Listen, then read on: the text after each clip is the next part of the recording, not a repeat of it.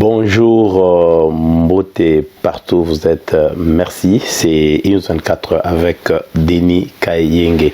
Tout président Mbote Belé, tout ça qui va bonne année lors de l'émission avec Eric Mwamba, les débats. Eric Mwamba, le journaliste d'investigation et éditeur de Grand Journal, avec le juriste Maître Guy Monipale, un débat qui a tourné autour de ce qu'il faut attendre du gouvernement à venir, le gouvernement qui a son informateur qui est M. Bahati Lukwebo. Merci pour vos soutiens parce que vous tous vous avez écrit, tout le monde a écrit et puis évidemment le mien, quand je dis tout le monde, ceux-là qui nous entourent nous ont écrit, ils ont apprécié les débats. En fait, moi le souci, ça a toujours été de faire parler les Congolais et puis j'aime plus que les analyses viennent des spécialistes, les gens qui sont autour de nous, qui connaissent mieux et plus la situation politique congolaise. Alors, namona que pour nangai médias ou bien journalisme, c'est au fait de rôle, c'est de faire parler les autres, c'est-à-dire batuba lo bato yoka, batuba basala analyse bo basaba spécialiste parce que cause spécialiste et agnon sauté. Alors bisoto CP qui na émission. Alors merci na ba soutien prochainement on a duel parce que comme il débat analyse avec évidemment la collaboration des grands journaux de Eric Mwamba. Aujourd'hui, dans Bino Lelo, na titre nabiso comme vous pouvez le lire, c'est l'étau se resserre autour des voleurs et des assassins de la République. Na benga bango déjà na kati ya mboka na biso bato ba dirija ka mboka na biso balinga ka ba congolais, ça c'est connu de tous parce que ceux qui balinga ka vraiment mboka wana de makambo belé oyo ele ka na mboka ne le ka les souté parce que ce qui se passe en République démocratique du Congo à un moment se pose beaucoup de questions. Comme on a toujours dit, c'est la République des intellectuels, la République des diplômés, République ya bato a tembe, République ya bato ba mona kabaleki. Le peuple congolais, c'est un peuple, pour qu'il monte, il faut qu'il fasse descendre un autre Congolais. S'il a le pouvoir, il faut que ce pouvoir fasse souffrir le sien. Si il est beau, il doit insulter ceux-là qui lui pensent vilain. C'est un peuple qui pense que lui seul, les Congolais, c'est le genre de peuple qui pense que lui seul peut gagner. Et il ne comprend pas que autour de lui, il faut qu'il y ait des compétences, de gens avec qui la République peut compter. Alors, ce qui fait que nous disons chaque jour, pour défendre un peuple, il faut être propre. Pour être un combattant, il faut être propre. Pour être un résistant, il faut être propre parce qu'il y a ceux-là qui sont des combattants et des résistants. Ba garbage na bango, comme on dit, ba buzo ba na bango ya passé, ba mabe ya passé, ezali kolanda bango. Alors, biso slogan na biso ezalaka, vaut mieux 10 au bazali sincère que 100 au bazali ba hypocrite. Tu préfères ton marché na 10 parce que tu lobi nzambe na biso atambola kaka na minorité. Alors, na titre na biso lelo toko banda liso sur banda liboso na évidemment tu as titre phare parce que comme le bakara mo photo qui est na titre phare na biso ezali l'étau se resserre autour des voleurs et des assassins du peuple et puis deuxièmement saut des moutons finalement inauguré et puis on fera une petite évaluation de cela. Informateur Bahati Lukwebo de AFDC, voilà AFDC. Pourquoi vraiment choix wana et puis quelle est la position na biso pour total ndeni lobby kozala et puis troisième point, le sans valeur enterré dans des fausses communes, c'est-à-dire indigents, tout le monde bimisi bango lokola indigents, tokoyoka bango za banani sans valeur wana et puis finalement dans un sujet autre que bandango ne bandeli justement plus de 20 personnes tuées par ADF dans le village ya Mwenda. Tobandi émission de Tolobi na note moko triste.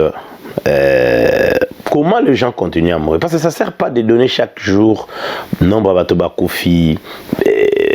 Non, je pense qu'il y avait eu une réaction de M. Bemba.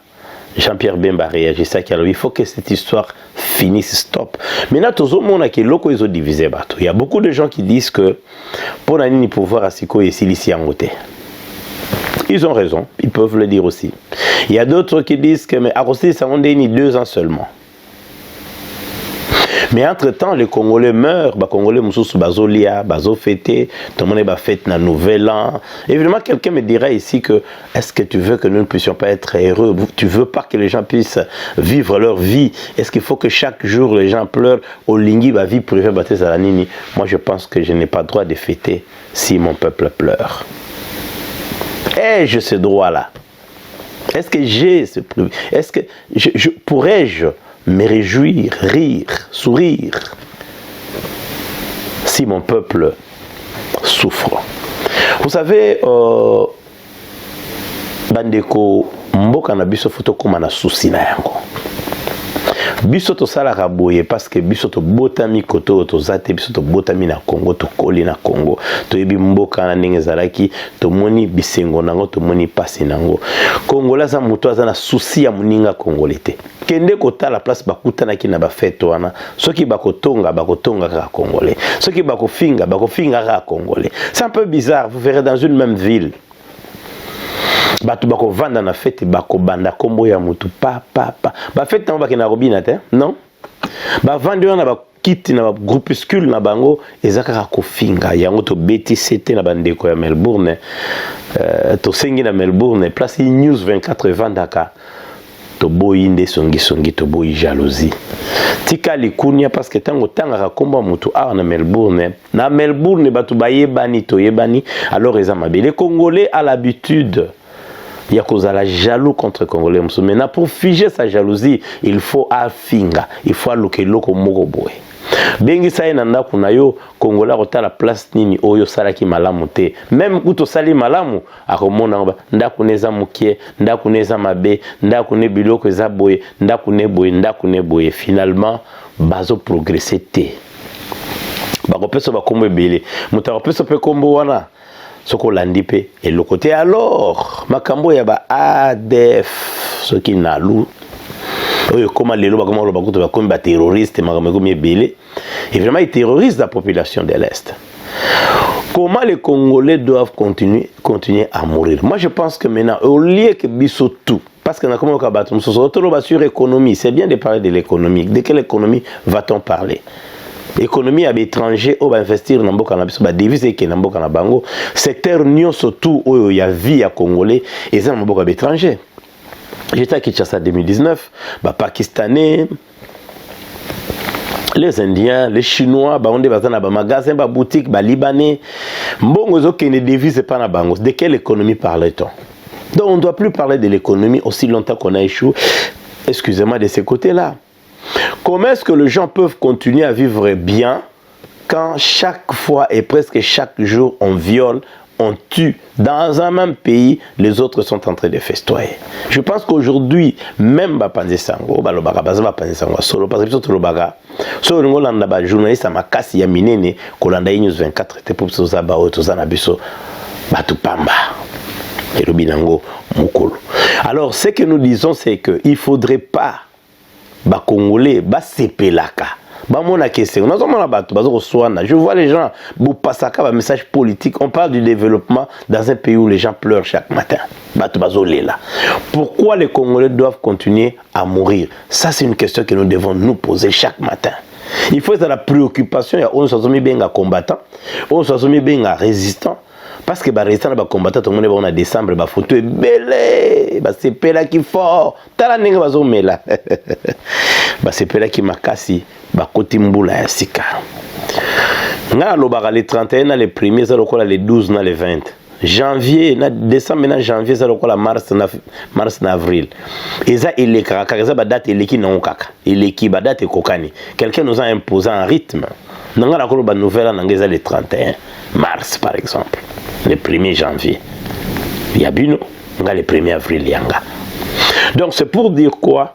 Il faut voir, il faut s'auto-évaluer. T'as l'évaluation. Est-ce que vous avez bien? Bisous, on a tout le monde à Congo.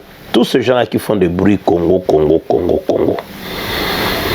Est-ce que Batouana va aussi bruit à Congo? Il faudrait plus ma casse au gouvernement et que Nekuna. Maintenant, la question qu'on se pose, c'est sa responsabilité à pouvoir ainsi que ça risquerait de se faire comprendre parce que qu'est-ce qu'ils sont en train de faire palpablement? Évidemment, on ne doit pas tout nous dire. Est-ce que l'état-major va promettre qu'il Batouana Beni et c'est qui? Tout ça, on a conseillé la défense, la sécurité. Est-ce que bazomon a été que soki pour battre bien s'empirer, soki réellement va pouvoir avoir un coco canate. Mais pourquoi les gens continuent toujours à mourir à Béni? Point d'interrogation. Alors tu sais la bateau, bah il pas ces ans à Congo pour l'instant. Bah vrai Congolais, le cas là bah vrai Congolais d'être le baka. Bazana bango na bah vrai Congolais évidemment. Bazana devoir. Il y a qu'à réfléchir. Donc l'année 2021 est comme une année à réflexion, année à amour pour que les Congolais aient milinga, alinga mboka na ye. Ils ont été cotinda $100, $10, ils ont comme ça pendenga cotinda au salate. Batu bazo kufa. Il faut maintenant qu'on réfléchisse. Qu'est-ce qu'il faut pour batu ba kufate, pour batu ba kufa na ba assassin, ba saillant, ba attaque à ADF et si là, qu'est-ce qu'il faut? Et sa préoccupation en 2021. Alors, quand on a comme sujet les 100 valeurs enterrées dans des fausses communes. Batuni ninga na bengi sans valeur, ils allaient vaillant, autobenga vaillant combattant, soldats na biso ya FARDC. L'acception ninga bazo kunda bango na ba fausse commune. Des fois jusque là je crois pas. Comment est-ce que mutu o yazo bundela mboka? Bolingi pe a gagné pe bitumbango. Il y a des généraux, des colonels, des lieutenants-colonels, des majors, des capitaines, il y a armée, adjudants, disons lieutenant, sous-lieutenant, adjudant, tous les adjudants de première, deuxième classe, sergent, tout cela, bazota la nenge baninga na bango bakoyi na komba baza kokunda bango na fosse commune. Donc batona bazala na cimetière T. Total na mboka msusu comment on valorise les leurs bakoyi na bitumba. Bango ba pesi makila na bango na mboka. Ba pesi vie na bango pour préserver l'intégrité à territoire. Ce sont de grands citoyens, mais l'autre bengi bango ba sans valeur, ba pesi bango valeur T. Comment se fait-il que dans un pays, comment on est descendu si bas? Et puis on se pose la question, militaire, on a un mouton à bango l'oroni les alliés, tant que on a bazo kunda bani qu'on a baondengwa. Et puis on a gagné guerre. On ne gagnera pas justement, il y a un moment ADF, Azamaka Sikoleka, parce qu'Azo Bundana Mouto, moral n'est pas foutu. Donc moralement, trop qu'il y a un salaire T, mais moralement, les gens ne sont pas bien dans l'armée. Il faut pas écouter, pas seulement les politiciens, la population congolaise doit se réveiller et se mettre debout. Ensemble, nous devons dire non à ces histoires-là. Ça, c'est inhumain. D'abord, kokunaka ka mutu na di boule moko bona batu mususu lokola baza batu moko baza na ba voire même tozana ba benga ba tombi ya soldat inconnu. Mais biso tozana batu ba keka ka bongo na minute oyo bazali ya kokundama. Et ça là qui passe, c'est parce que tout bien on sans valeur pour vous choquer, pour que vous puissiez réaliser combien de militaires, nous on est des fils de militaires. Moi ça m'avait choqué parce que mon père fit officier militaire. Mais comment se fait-il les lots comme kokunda batu na mabulu moko batu nyo sesika moko. Donc il y a des gens qui n'ont pas de valeur, c'est-à-dire ce sont ceux-là qui boba bunda pour l'intégrité du territoire. Matière à réflexion. Ezali kopé ça passe. Tozolo ba politique, tozolo ba développement, tozolo ba tout ce que nous voulons d'organisation de la société, tozolo ba sur premier ministre Ozalanani, le gouvernement sera comment, composé de qui et quoi, tout ça nous parlons de ça, mais au final il y a des gens qui sont violés, il y a des gens qui meurent chaque jour. À quoi ça sert? À quoi ça sert d'être politicien, d'être intellectuel, d'être un citoyen congolais? Ils ont servi Nanini. Peuple congolais, faut à la moka. Nous sommes dirigés par des gens qui n'aiment pas ce pays-là. Pourquoi les gens doivent continuer à mourir? Pourquoi les soldats qui combattent pour protéger les gens-là qui sont tués? Vraiment, sans raison, pourquoi on doit les enterrer dans des fosses communes? Donc il y a des gens qui ont une valeur. Il y a des gens qui ont papa na bango, bandeko na bango, tobeka bango ba héros. C'est pourquoi j'ai écrit na livre nangai Le Congo de toutes les farces. na Congo, il y a 1 euro. Il a fait quoi? Bah, héros, tel héros de l'ordre 2. Ils ont fait quoi? Ils ont changé quoi? Dans le système est resté pareil. Système il y a prédation. Système il y a bourgeoisie, mon féri s'est installé au sommet de l'État. Système il y a binobo souffrir, bisona famille, n'a pas vivre bien. Et tout ça, ça va même jusque dans des petits détails. Il y a l'église et tout ça, les églises. On a quitté l'église catholique, protestante, comme une église de réveil. Dans l'église de réveil, l'église appartient à l'individu. Ça, c'est un autre sujet. L'église, c'est comment appartenir à Moutou. De ce que c'est pédité, mais on nous dit, nous sommes des chrétiens. On nous dit, je suis Jésus-Christ. Parce que tu as beaucoup. Nani pasteur a tout le monde musapi o mundi moga ko yebse lelo ke na longolio. Yo longwa tikela batu mususu. Et cette église nanga na fondaki yango na mwasi nanga na bana nanga. Soki yo lingite allez. Umbuka babengani yo. Wana za sujet mususu. Comment est-ce que na mboka wana les gens peuvent baseper la babina bazala bien ba melaka masanga baseper la rapport les habitudes dans soko bina. Oh non, lelo ba comme ça que notre culture est limitée par la musique, mais batu bazo kufa mboka nini ezo fêter na baliwa. Moi je crois que le Seigneur a quitté l'âme du Congolais. Le Seigneur n'est plus au Congo. Ce qui nous ambe ya zalaka, ne tukura ya zalaka, ya Congo zalaka les sous-soutés. Parce que zalaki, ne makambo ile karamboka na ndele karate. Je crois pas nzambe na zaso na Congo, apesi Congo mu Congo. Ba beta rabino masolo ya ba prophétie, maintenant to yoka prophétie moko te ke no moni lobby hein. Guerre aussi là, te. Ba prophétie na bango zalaka ka ngobala mwasi wana za mobali na yote, mobali na vie zatel. On a mobile à zone yokola ote salaka na ye nzamba pesa ki yoye ba prophétie yango na kaka donc ba prophétie autour des choses qui ne sont pas rationnelles. Alors côté wana nous les Congolais nous devons vraiment être conscients, voir comment est-ce que les choses se passent chez nous, voir ce qui se passe ailleurs, comment essayer de que zone sa valeur wana Congolais za la kinango il y a 30 ans. Tu zone na Congo il y a 30 ans, tu vas réaliser que mboka wana ezalaki quand même na moi dignité malgré ezalaki na dictature, mais la dignité à mutu ezalaki, on enterrait les militaires avec honneur. Les Congolais avaient un respect na mort. Les Congolais azalaki na sens il y a dignité, il était fier malgré jalousie ezali loko Congolais botama nango, tribalisme ezali loko Congolais botami nango. Donc tout ça on a besoin de tout le bébé sur bas état des lieux wana. Alors tout côté malamu on a inauguration sur des moutons. Finalement sur des moutons zalaki inauguré. Finalement sur des moutons zalaki inauguré. Il paraît bien inauguré 4. Mais là nous devons quand même donner un peu beaucoup on a chef de l'État son excellence Félix Tshisekedi Tshilombo. Oyo azaki déterminé quand même ba inachevé wana za la société. C'est-à-dire biloko tika la raté lokola ba monument, il faut allouer si là. Il était déterminé à finir, ça nous le félicitons pour ça. Mais il faut nuancer si là. Il faut à ça l'effort. Tobima 2021, tout ça de moto maintenant ba projet comme plus il y a ba balabala.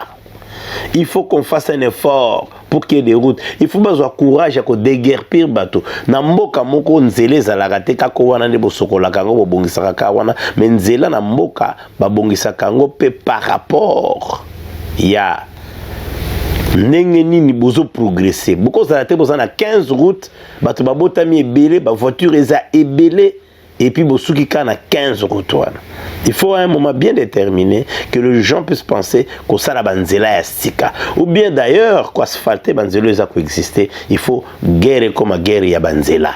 Tout le cas la banzela, tout ce que ça banzela n'a pas de zalaki, tout ce que ça mboka na biso na balabala ndenge et balabala oyo ezalaka oyo ebebaka nano bazongisi yango et puis en plus créer route secondaire pour ça la bien parce que sont des motos de toutes les façons et qu'on résoudre le problème penza embouteillage évidemment embouteillage s'il a raté même biso awa tozalaka na ba embouteillage ba pays tout développé et ça na ba heure de pointe na bango embouteillage et makasi et ça na ba jour oyo ba week-end mususu yindi ndenge na Congo ba jour ba heure de pointe plus ba embouteillage c'est tout à fait normal parce qu'il y a certains médias qui disent que tokotala soka embouteillage c'est là mais les embouteillages ne finissent jamais dans un pays tout ça na ba bouchon ba clignant court ba bouchon belé oyo ça la monde to ebike chaque pays na pic moment nango ya pic ya journée et que ça la caca d'embouteillage. Biso de la embouteillage am konzo pour vendre pe bobeti no pe bobeti pe 1 heure ya embouteillage pe mais balabala ya kitoko ba route secondaire ezali ma mteza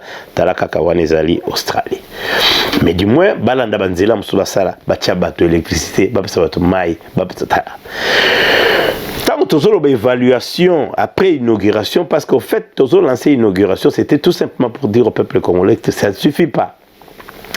To évaluer nam et loko nini peuple azosenga politicien bien sûr sur des moutons qui quelqu'un a réfléchi que non ce qui est l'équipe na likolo na c'est et que ça allait dégager bah voiture sur les cartons de l'équipe mais finalement na la finale nous sommes mis balé dans les 2 points place au saut des moutons comme une soka qu'est-ce qui arrive qu'est-ce que ça donne et que zonga kana na balabala wana par exemple, les des moutons qui sont na Gombe et zaka je crois à niveau ya Sosimat. Ce qui m'a mis tout que mati bolikolo ki. Oh est-ce que vous y a assez leki. Bon ce que il y a kota pas que nous kuta na koto. So ba zebele ba okanga makaka. Mais c'est qu'il faut arranger des routes secondaires afin que mambo za bien. Mais évaluation na biso toujours bananimi. Est-ce qu'il y a eu progrès na développement ya mboka? Est-ce que vraiment il y a eu progrès? C'est ça la question qu'il faut se poser. La infrastructure na 2 ans, quelle était priorité il y a 2 ans ezalaki nini? À part Bakal, pour Bakal ezalaki, ba Dongolomi sur ya Congo basalaki na Noana, ils ont fait tout parce que le problème c'était quoi? PPRD ne voulait pas qu'on corrige ba mabe na ya sala. Ndé ba correction ba mabe wana, ndé comme qu'on peut ça y passer parce qu'ils ont eu le temps de tout le temps qu'ils ont fait ba diplôme ba bouchab, ya ba minaku. Ba diplôme ba monte zaïga pour construire l'homme Kabila. Ça c'était triste mais c'est ce qu'ils ont fait. Mais biso siko on a 2 ans. Est-ce que tout moni biloko yé côté na biso? Tozako senga transport, tozako senga balabala, tozako senga mai, tozako senga électricité. Tozako senga santé hôpitaux, tozako senga bakisi, tozako senga banc na l'école, tozako senga éducation baneza la bien école yango moko ezala construite et puis ba éliminer école eza sauvage école ezanga tina et puis biloko comme réalité est-ce que na kata biloko na tout ce que tu évaluer tant on il y a 2 ans to côté année 2021 est-ce que ça la biso trop salamité to pese mutu moko boye fautité parce que nous voyons le genre de fois quand vous n'avez pas l'autocritique vous allez marcher comme ça. Parce que les lots les gens qui sont entrés au pouvoir, qui sont au pouvoir aujourd'hui, la majorité de tous ces gens-là sont venus pour s'enrichir. Ça c'est sûr. Tu verras quelqu'un qui n'était vraiment rien, à comme à tout. Il y a un moment dans l'Obara chaque fois.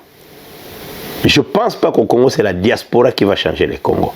Si la diaspora veut changer le Congo, c'est une diaspora qui amène et l'argent, les devises d'ici, comme viennent les Chinois, les Indiens, vous amenez mbongo na bino, expertise na bino, boké ko sala na ba secteur privé, na bien sûr ba ONG comme vous voulez, mais boké ko créer bino moko ba emploi, ou créer ba centre de formation na ba mbongo na bino personnel. Là, au moins, les gens peuvent comprendre. Mais diaspora, au long na poto, au Kenya na Congo, au long na Afrique du Sud, au Congo, au Keko senga musala parce que ça na moi anglais, moi comme Kozoloba, pour moi diplôme yo gagne moi na lobake. Jamais le Congo va se développer la diaspora na et c'est faux. Parce que ce que taliba diaspora n'est to vivre à Libanda, nous toyeba ni toyebi ce que nous faisons. Na Libanda to lingana kate. Na Libanda, on n'a jamais fait quelque chose, mais ensemble, le Congo n'a jamais fait quelque chose dans une ville, ensemble, et puis si sens que non, les lots va quoi engager moutou. Nous savons certains Congolais, eux-mêmes, bah ça y a boutique dans Congo, c'est personnel. Le Congo a fait news des allées foutre un peu dans Congo, et ça personnel. Mais est-ce que bah Congolais va se passer les lots comme entre bango bah vandi na mboka mo bah sali? ok et que ne couper ça peut implication ne na Congo même il y a bango moko awa même autour il y a ba association il y a ba communauté et simba kaka kate ezala kaka oya lekinani mais quelque part to le baka na Melbourne to yebani. Voilà, je disais que évaluation biloko les années. Alors les Congolais doivent être cette fois-ci précis. C'est-à-dire il faut Congolais ayeba alingi nini. Est-ce que Congolais lingi azala kaka ne toyaza to Congolais lingi amata. To Congolais lingi ba mai bani. Il faut qu'évaluer au peuple lingi le devoir ba pese diaspora yangwana tinda ba biloko entre bolingi. Est-ce que so sala ma ko vérifier yango parce que si koto koti na 2021 lokola badongolo miso bani kotambola et comme les bango déjà mon boulot. Alors to kitina informateur Bahati Lukwebo azali kolo AFDC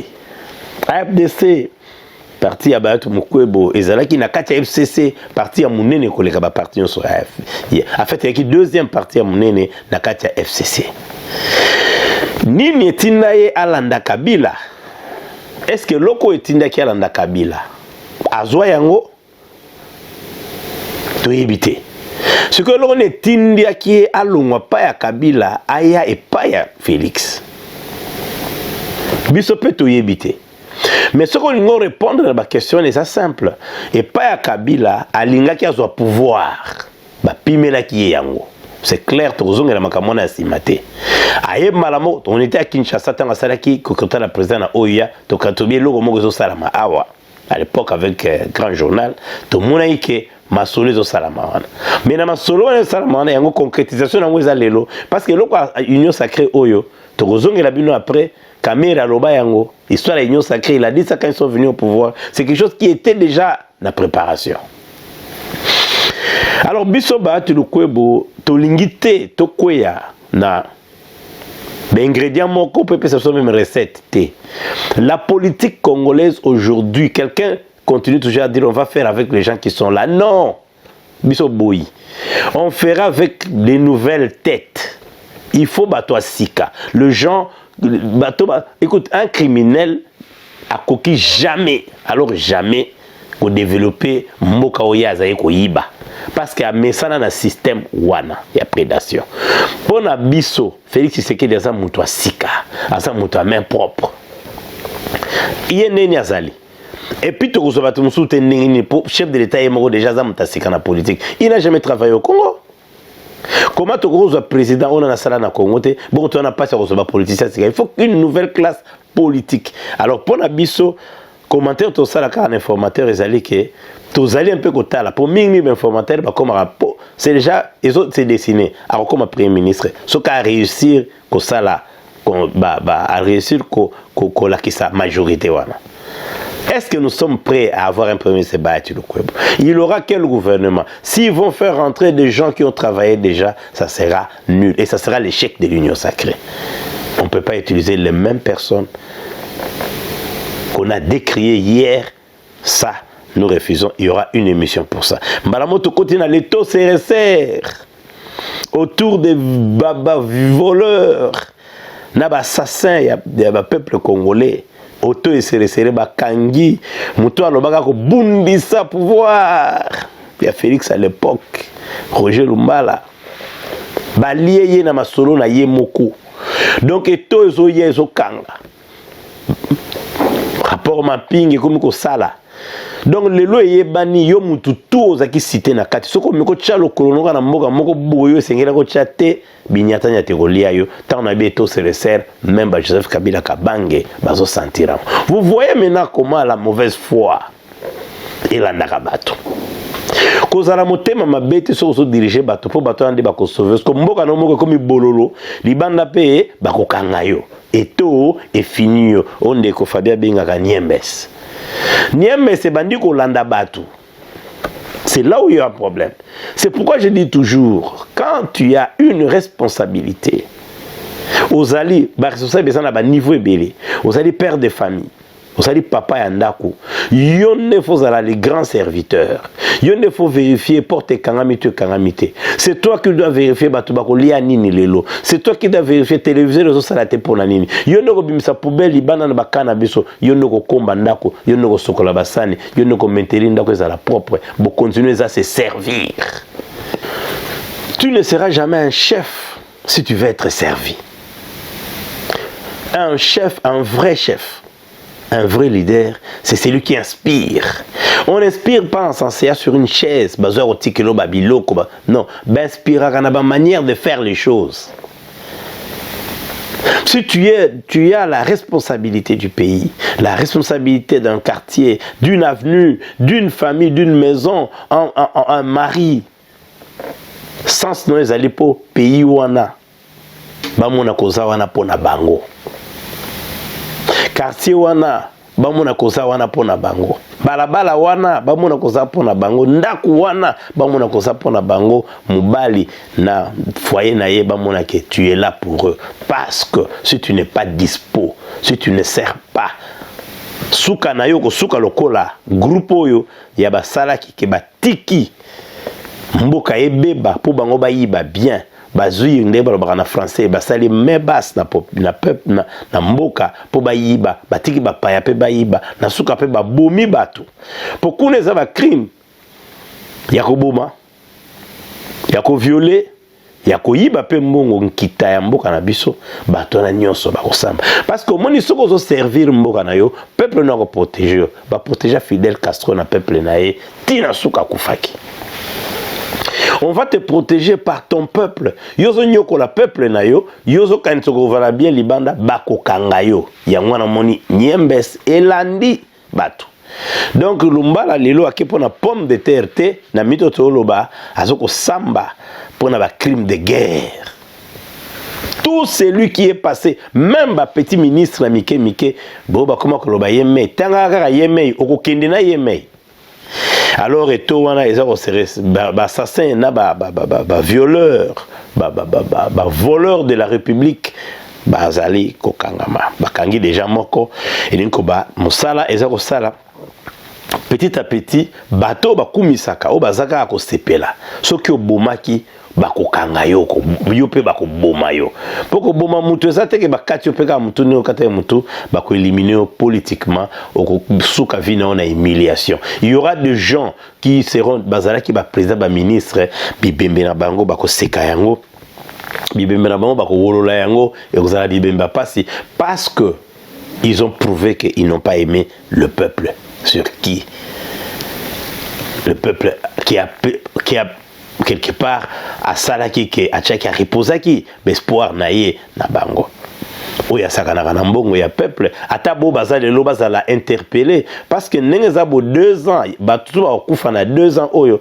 baza bato kabilate ba crime nyo sur salam économique ba crime de guerre ya ba viol yo salama sikoyo ezali responsabilité bo baza sikoyo na pouvoir to lo basoste kabila ndeto ba Mobutu te to bandi siko. Alors 2021 ezala année moko ya malamu pona bato nyonso biso to ebake suka na biso ezali to koleka mais to kotika nini ezala ki News 24 avec Denis Kaenge.